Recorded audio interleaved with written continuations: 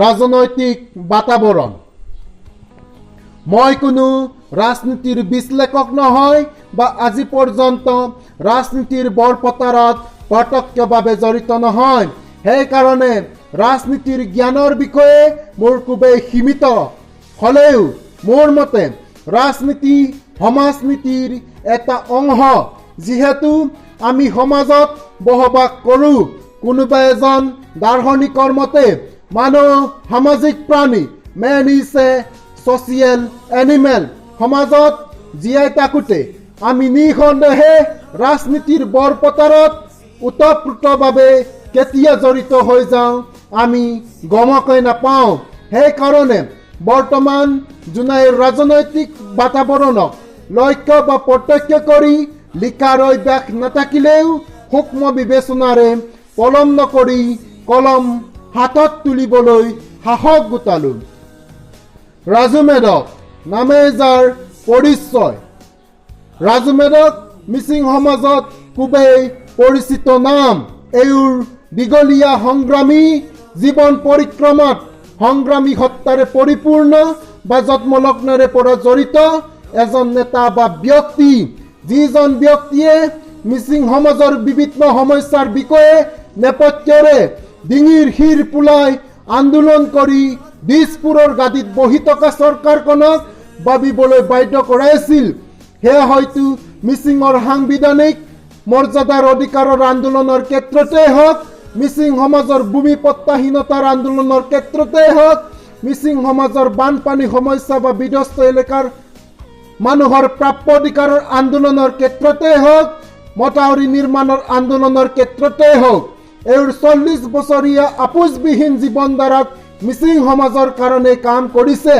যেনে আদি মিচিং বানকাবাংগতন, আদি মিচিং কালচাৰেল এক্সচেঞ্জ, মানে মিচিংসকলে আদিৰ চলুং উৎসৱক কেন্দ্ৰীয়ভাৱে উদযাপন কৰা আৰু আদিসকলে মিচিংসকলৰ আলি আই লৃগাঙক কেন্দ্ৰীয়ভাৱে উদযাপন কৰা।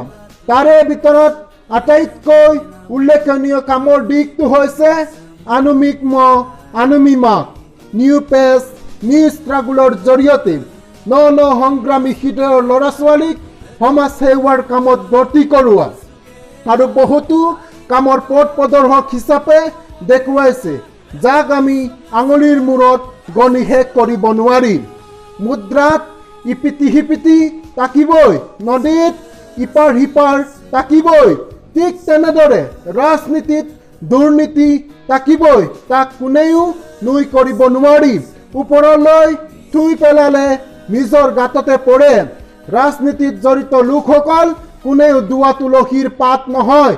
সেইবুলিনো বিধায়কৰ শক্তি প্ৰদৰ্শন কৰি ICDSৰ বিভাগীয় কৰ্তৃপক্ষক হেঁচা প্ৰয়োগ কৰি বিভাগকে গোচৰ ৰুজু কৰিব দি পুলিচ প্ৰশাসনক গ্ৰেপ্তাৰ কৰিবলৈ দিব লাগেনে?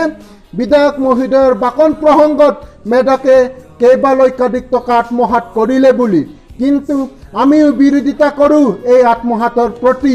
ICDSৰ আন্তঃগাঁথনিৰ নামত চৰকাৰে মোকলাই দিয়া ধন কোনেও লুণ্ঠন ৰাজ চলাব নালাগে। কাৰণ আজিৰ শিশু কাইলৰ সুনাগৰিক।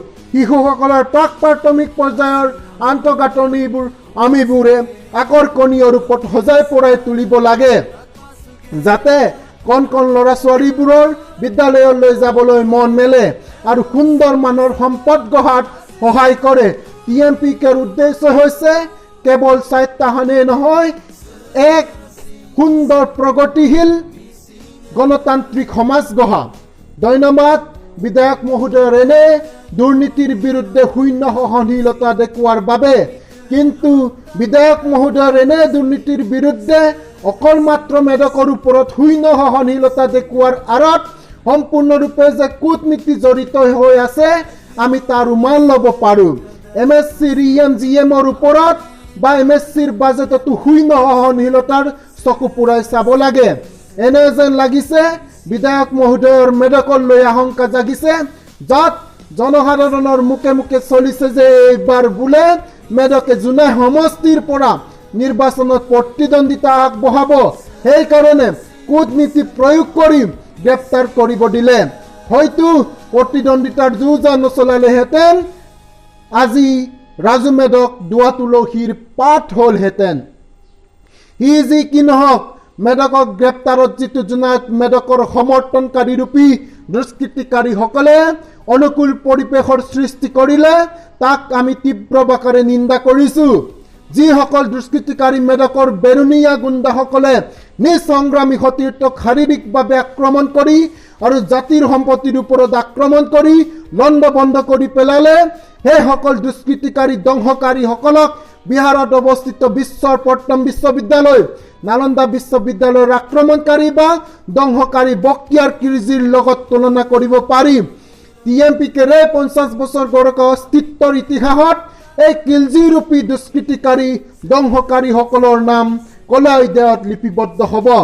এই দুষ্কৃতিকাৰীসকলৰ বিৰুদ্ধে গণতান্ত্ৰিকভাৱে শান্তিময় জোৰ সমদল উলিয়াই 24 ঘণ্টাৰ হেবিছ কৰ্পাছৰ ভিতৰত আটক কৰিবলৈ TMPকে কেন্দ্ৰীয় সমিতিৰ সভাপতি তিলক দলেদেৱে পুলিচ প্ৰশাসনক অনুৰোধ জনায়।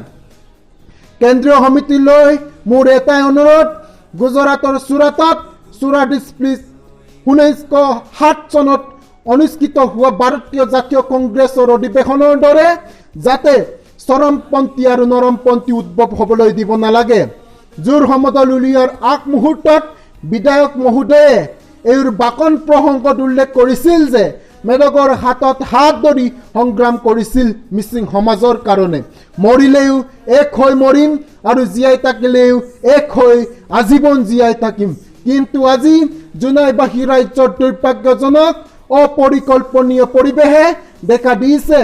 আজি জোনাইবাসী ৰাজ্যক মনোমালিন্যৰ অৱস্থাত মধ্যস্থতাকাৰীৰ প্ৰয়োজন। আপোনালোকে নিশ্চয় জ্ঞাত যে 2 মাহৰ তয়াময়া যুঁজত অকল মাত্ৰ বিৰিণাৰ ক্ষতি হয়। ৰাইজে কেতিয়াও আশা নকৰে যে ৰামায়ণৰ কাহিনীৰ দৰে য'ত ৰাম ৰাৱণৰ যুদ্ধত মহাবীৰ ৰামে শতবাৰ ৰাৱণক শিৰচ্ছেদ কৰাৰ পাছতো ৰাৱণৰ মৃত্যু হোৱা নাছিল, কিন্তু ৰাৱণৰ নিজ ভাতৃ বিভীষণে ৰাৱণৰ দুৰ্বলতাৰ কেন্দ্ৰবিন্দুটোক আঙুলিয়াই দিছিল। সেইটোৰ ফলতে ৰাৱণৰ মৃত্যু নিশ্চিত হৈছিল। ঠিক তেনেদৰে সংগ্ৰামী বন্ধুৰ সিজনে আনজনৰ দুৰ্বলতাৰ কেন্দ্ৰবিন্দুটোক সম্পূৰ্ণৰূপে জানে, ফলত বেলেগে সুযোগ সুবিধা চাই ভুমুকি মাৰিব। শেষত মোৰ অনুৰোধ, মত বিৰোধ হওক কিন্তু মন বিৰোধ হ'ব নালাগে। নৰেন্দ্ৰ মোদীৰ কাশ্মীৰৰ সমস্যাৰ ওপৰত মন্তব্য কৰাৰ বাক্যশাৰীৰে neither by bullet nor by abuses but by hugging we can solve the problem of Kashmir. বন্দুকৰ গুলিৰে নহয় বা গালি খপনিৰে নহয়, আমি আলিংগনেৰে আমাৰ সমস্যা সমাধান কৰিব পাৰোঁ। বিদ্ৰোহ ইয়াত কাৰো পক্ষপাতি নাই লোৱা। যদি এই লিখনিৰে কাৰোবাৰ আৱেগত লাগিছে তাৰ বাবে সহৃদয়েৰে মই শ্ৰী বনমালী দলে ক্ষমা বিচাৰোঁ। ধন্যবাদ।